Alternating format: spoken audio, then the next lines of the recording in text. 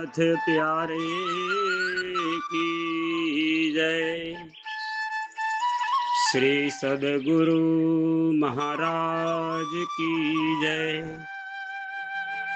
श्री बाईजुराज महारानी की जय। निजानंद के चरित्र की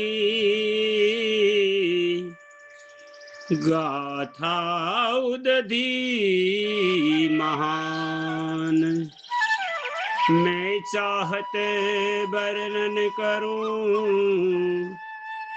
मम है बुद्धि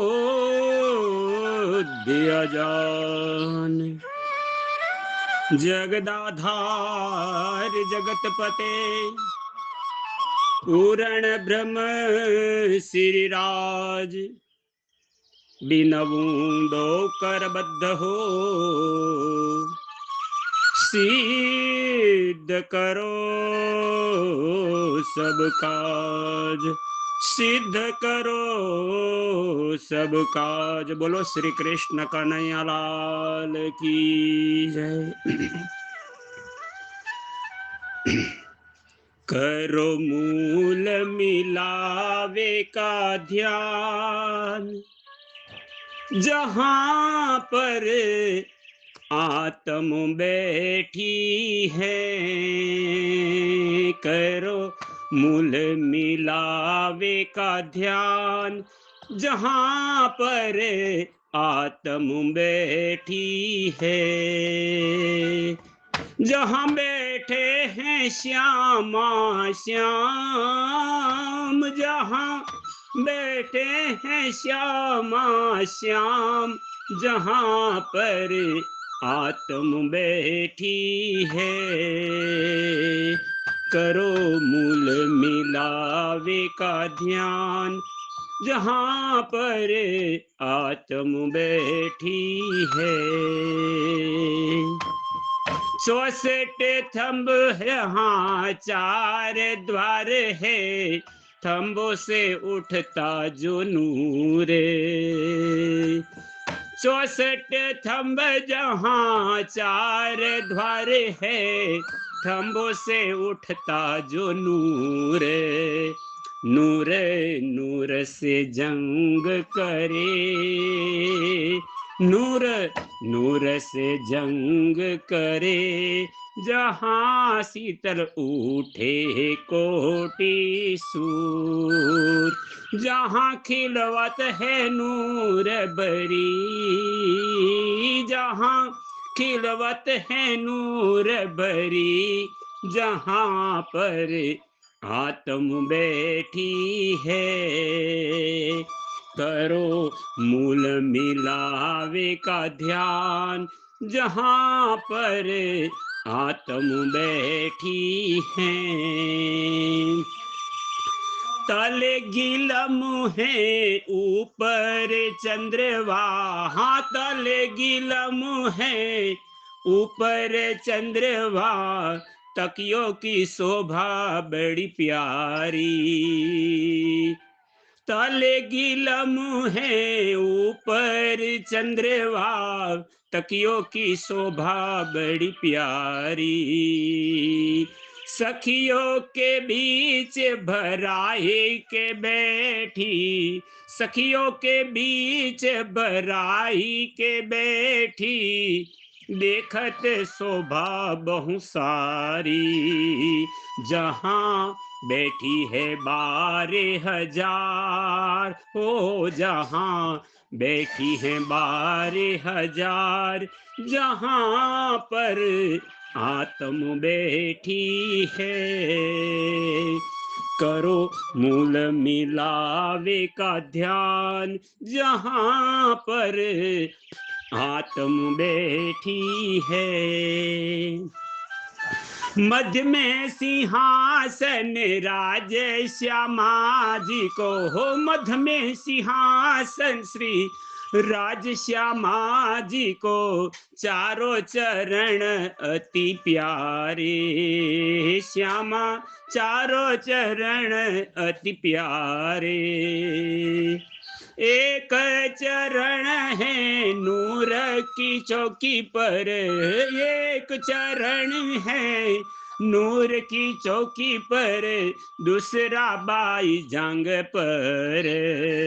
सब चरणों में करूं प्रणाम, जहां पर आत्म बैठी है।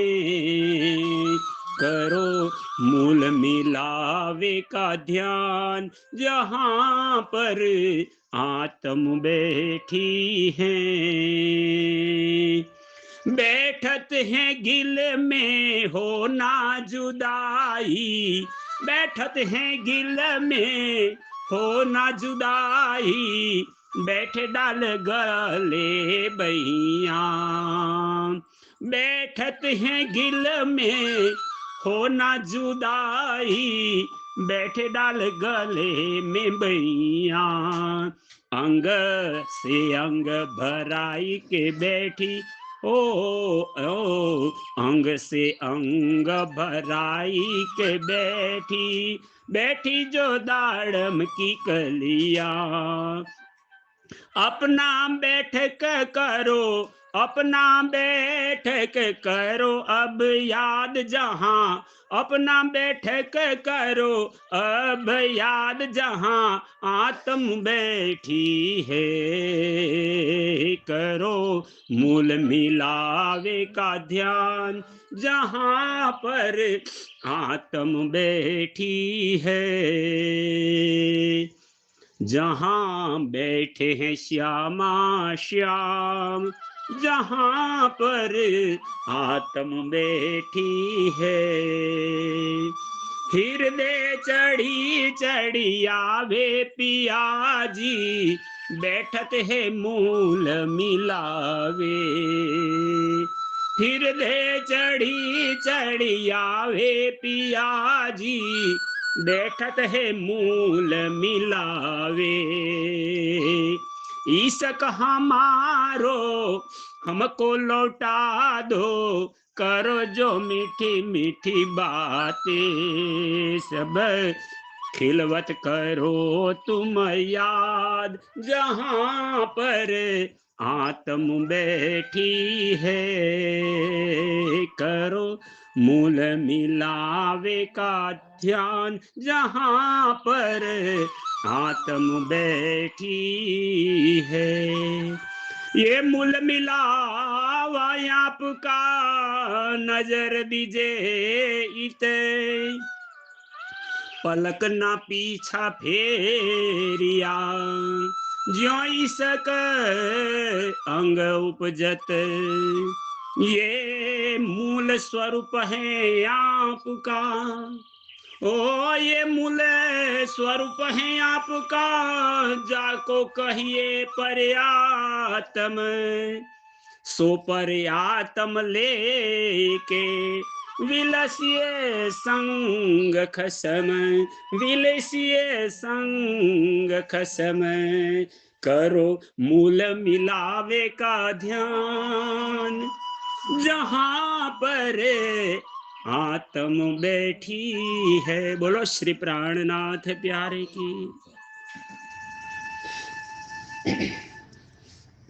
पूर्ण ब्रह्म अक्षरातीत परमात्मा श्री રાજશ્યામાજી જે મૂળ મિલાવામાં કંચન રંગના સિંહાસન પર યુગલ સ્વરૂપે બેઠા છે, હમણાં જ આપણે આત્મ સ્વરૂપે એમના દર્શન કર્યા। તેમની જ કૃપા મહેર દયાના પરિપાક રૂપે આ ત્રીજું બ્રહ્માંડ જાગણીનું બ્રહ્માંડ બન્યું છે।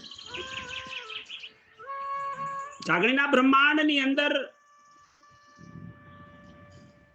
શ્રીજી મહારાજે શાસ્ત્રોની પહેલી ભવિષ્યવાણીઓ કહી। आवसी आवसी धनी सब कोई कहे, आगमी करे पुकार। सो सतवानी सबों की करी, अब आए के करो दीदार। बोलो श्री प्राणनाथ प्यारे की। आ संसाરની ત્રીજા બ્રહ્માંડની ઉત્પત્તિ થઈ છે। કાલમાયાનું બ્રહ્માંડ છે, જૂઠું જગત છે, 5 તત્વ 3 ગુણ 14 લોક આ જગત તરીકે ઓળખાય છે ને એમાં માયાના દુઃખરૂપી ખેલ જોવાની ઈચ્છાથી ત્રીજી વાર બ્રહ્મ સૃષ્ટિઓનું આગમન થયું છે. પહેલા બ્રહ્માંડમાં કાલમાયાનું બ્રહ્માંડ હતું, ભારતની ભૂમિ હતી, પણ માત્ર વ્રજ ભૂમિમાં ગોપીઓનું ના રૂપમાં સખીઓનું અવતરણ થયું હતું. બીજા બ્રહ્માંડની લીલા ઘરથી તીત અને બ્રહ્માંડથી અલગો તેનો તારતમ્ય કીધો નિર્ધાર. યોગમાયાના બ્રહ્માંડની અંદર બીજા બ્રહ્માંડની લીલા ચાલી છે. ફરીથી ઈચ્છા અધૂરી સખીઓને રહી જવાને કારણે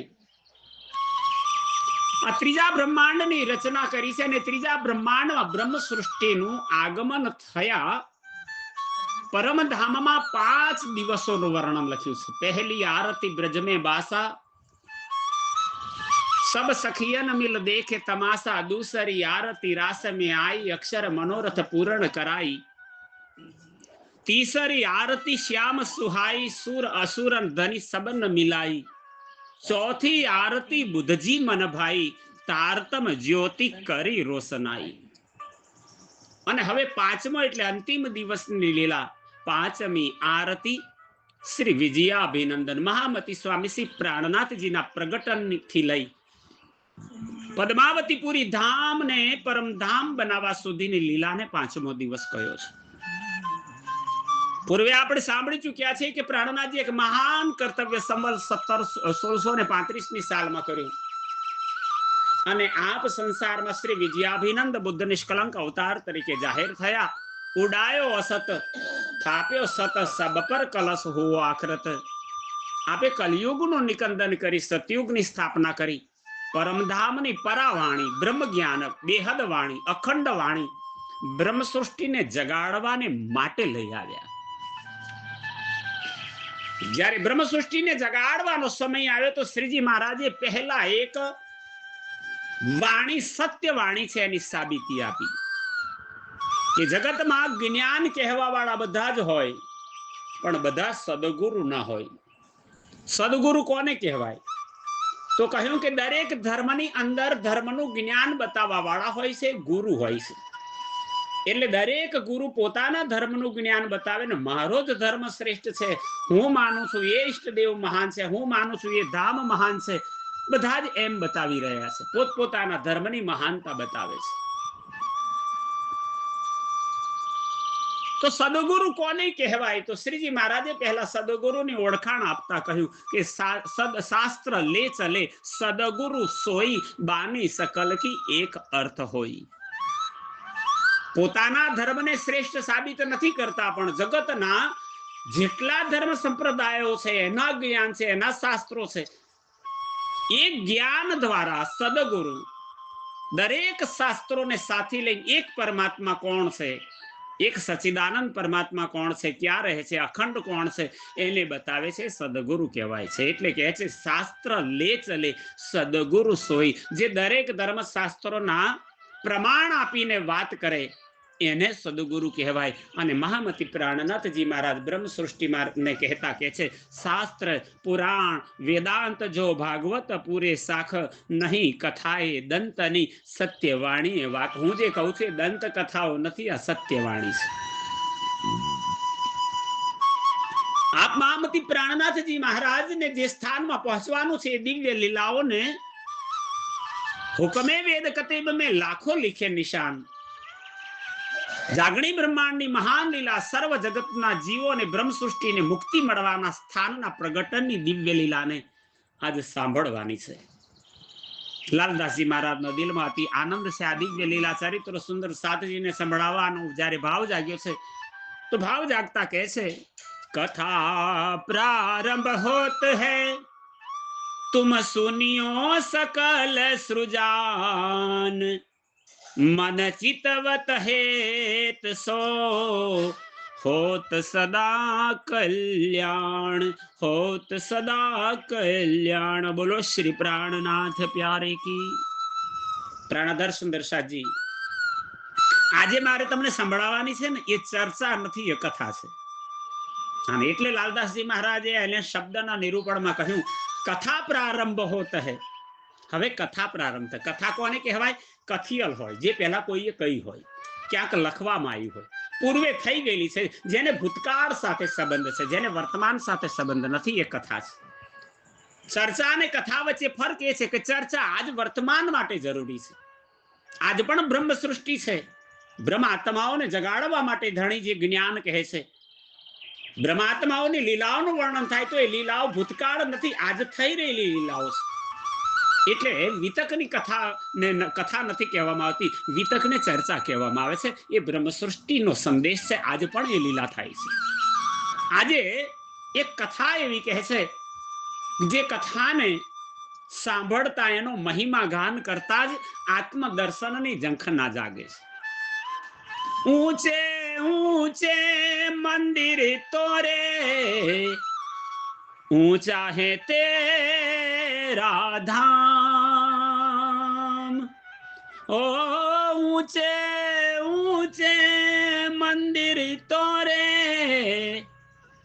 ऊंचा है तेरा धाम, हो पन्ना में रहने वाले प्राणनाथ करते हैं तुम्हें प्रणाम, करते हैं तुम्हें प्रणाम। बोलो श्री प्राणनाथ प्यारे की।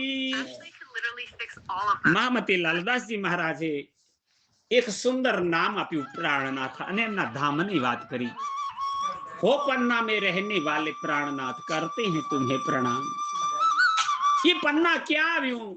प्राणनाथ કેમ પન્નામાં પહોંચ્યા, ગુજરાતમાં પ્રગટ થયા?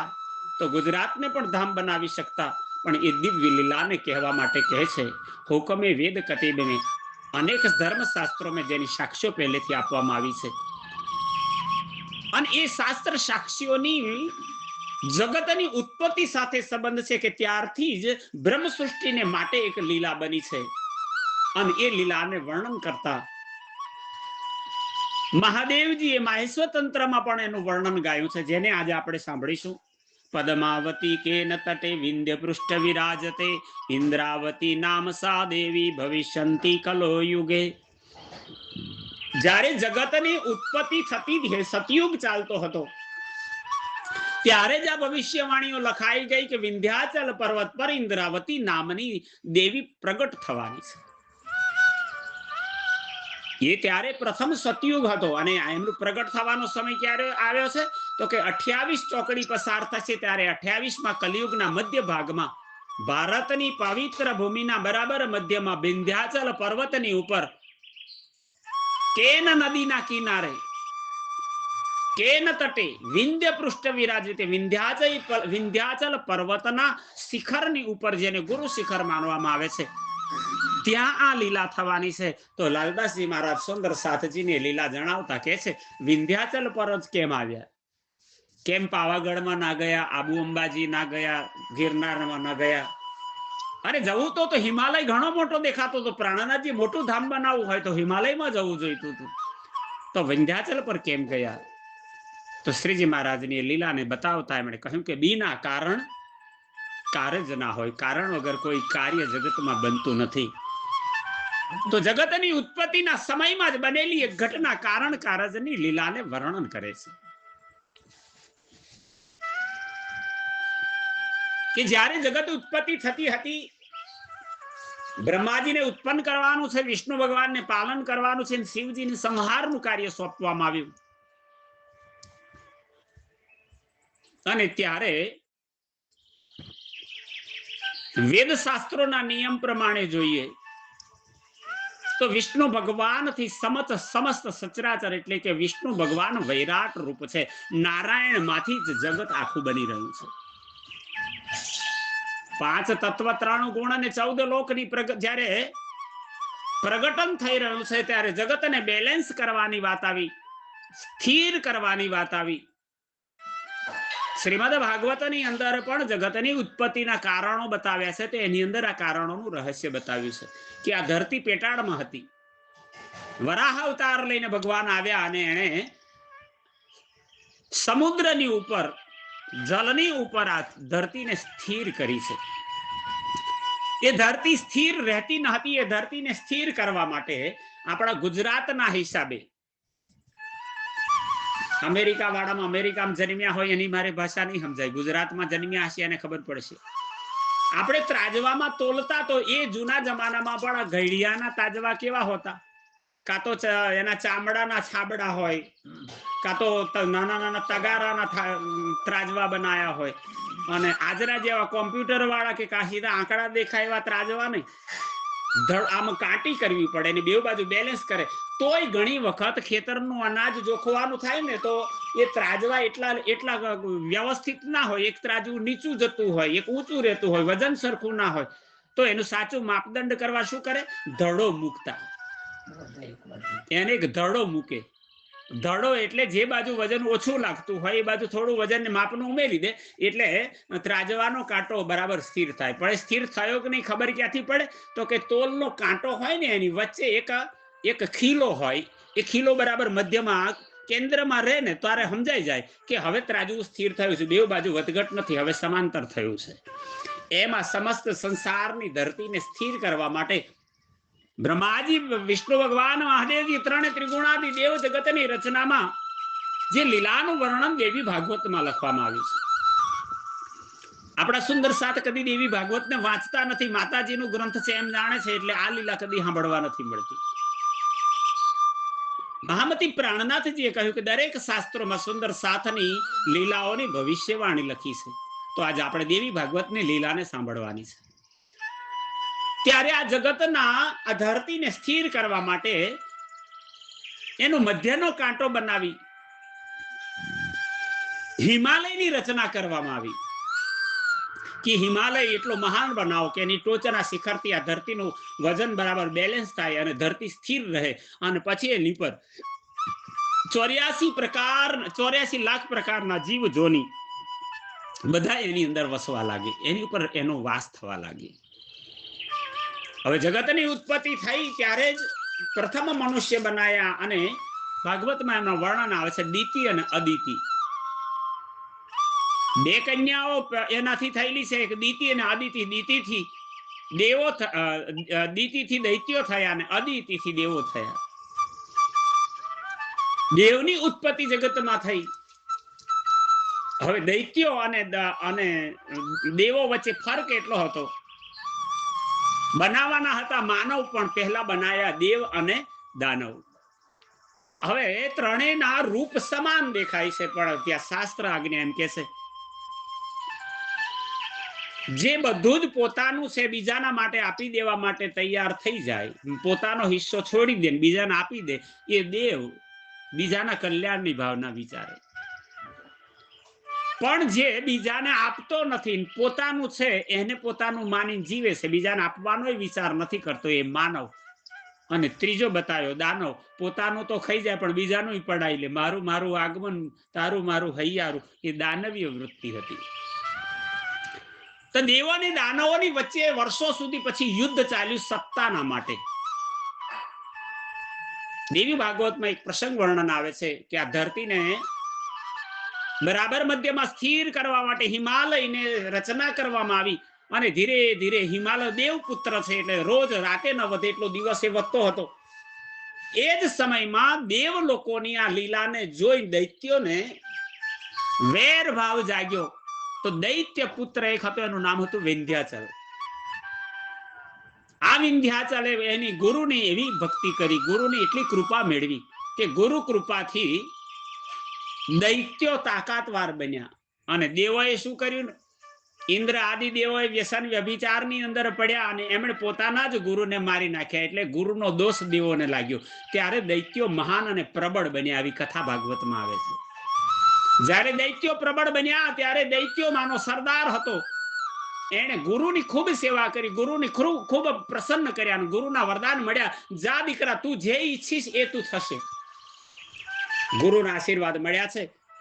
અને ત્યારે આ વિંધ્યાચલ નામનો અસુર હતો, એને વિચાર કર્યો કે હું એટલો મોટો થાઉં કે વિંધ્યાચલ કરતા મોટો થઈ જાઉં તો અમારા અસુરોની નામના પ્રતિષ્ઠા કીર્તિ ખૂબ મહાન બને, અમારું નામ અમર રહે, દેવોના કરતા અમારી શક્તિ મહાન છે એવું સાબિત થાય. એટલે વિંધ્યાચલ ને દેવી દેવતાઓ બનાવી રહ્યા હતા ને, તો એને જેટલો બનાવવાનો હતો ત્યાં હરીફાઈની અંદર વિંધ્યાચલે નક્કી કર્યું કે હિમાલય કરતા હું બમણો થઈ જાઉં, એટલે રાતે ના વધે એટલો દિવસે વધે.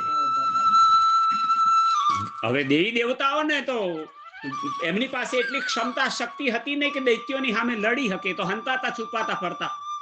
આ બાજુ દૈત્યો બહુ બળવાન બન્યા છે, અને એ બળવાન દૈત્યોમાં વિંધ્યાચલ રાતે નથી વધતો એટલો દિવસે વધવા લાગ્યો.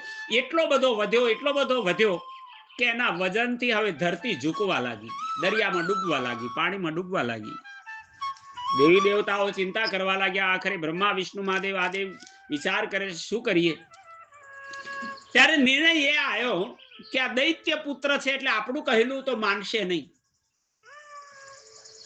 કદાચ એને મનાવવો હોય તો એના ગુરુને મનાવી લે. ગુરુ જ્ઞાની હોય ને ગુરુ કોઈ પણ ગુરુ હોય, ગમે તે ધર્મનો હોય, એ દરેકના કલ્યાણની ભાવના વિચારે, કારણ કે ગુરુ પદ પર બેઠો છે.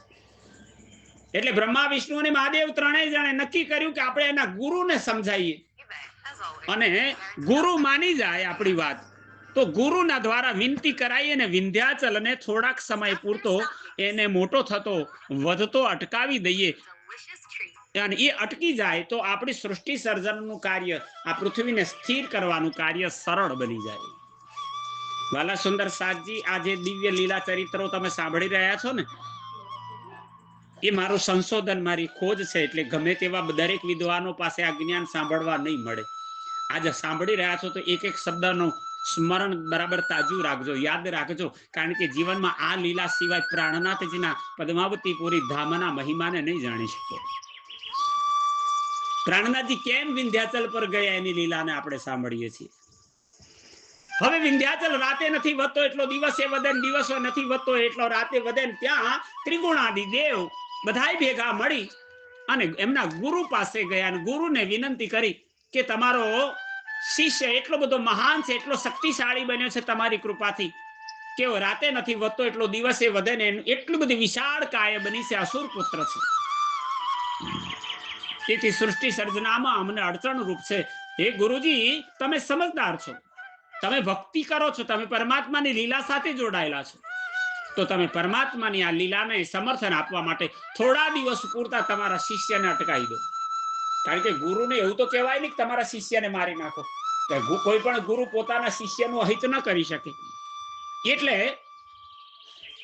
દેવી દેવતાએ બુદ્ધિ વાપરી અને ગુરુને મનાવી લીધા. એટલે ગુરુએ કહ્યું તો ઠીક છે, હું મારા શિષ્ય વિંધ્યાચલ પાસે જાઉં છું અને વિંધ્યાચલ પાસે જઈને કહીશ કે હું 68 તીર્થની યાત્રા કરીને આવું, ત્યાં સુધી તું મારા ચરણોમાં પ્રણામ કરવાની દશામાં ઘૂંટણીએ પડ્યો રહેતો હોય એમ પડ્યો રહેજે, અને હું યાત્રા કરીને પાછો આવીશ એટલે તને પૂર્ણ આશીર્વાદ આપીશ, તને તારા કાર્યની સફળતા આપીશ.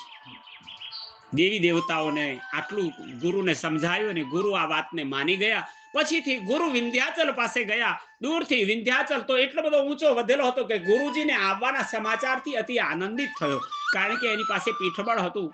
ગુરુની કૃપા, ગુરુની શક્તિથી જ મહાન થતો હતો. ગુરુ પર અત્યંત વિશ્વાસ ધરાવનારા વિંધ્યાચલે ગુરુને જોતા જ અત્યંત આનંદિત થયો. પણ એટલો બધો મોટો વિશાળ શરીર કદવાળો બન્યો હતો કે ગુરુ આવ્યા તો એમને ચરણોમાં પ્રણામ કરવા કેવી રીતે પહોંચી નથી શકતો, ઝૂકી નથી શકતો.